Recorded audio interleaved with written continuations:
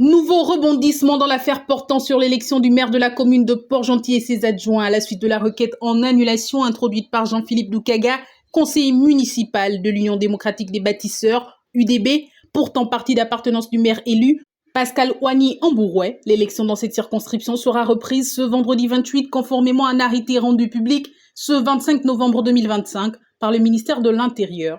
En effet, dans sa requête datée du 14 novembre dernier adressée au gouverneur de l'Ogooué-Maritime, Jean-Philippe Doukaga estimait que le vote à main levée contrevient aux obligations légales. Il faut rappeler que la loi organique numéro 001/2014, réaffirmée par celle du 19 janvier 2025, impose un scrutin secret et uninominal pour l'élection de maire. Pour Doukaga, cette procédure remet fondamentalement en cause la validité du vote.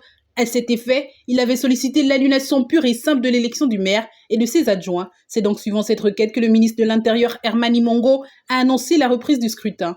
Ainsi, l'arrêté numéro 077/MISD portant convocation du conseil municipal pour la reprise de l'élection du maire de Port-Gentil et ses adjoints dans son article 2 indique que le conseil municipal pour la reprise de l'élection du maire et de ses adjoints est convoqué le vendredi 28 novembre 2025.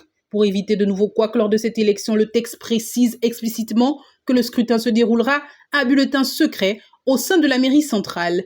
Il faut relever que l'élection du maire de la commune de Port-Gentil revêt une importance majeure, car capitale économique du pays. Pendant plusieurs années, la ville a été gérée par des élus du Parti démocratique gabonais, PDG. Ce scrutin constitue donc un moment historique pour cette ville qui, dans les années 90, était considérée comme un bastion de l'opposition.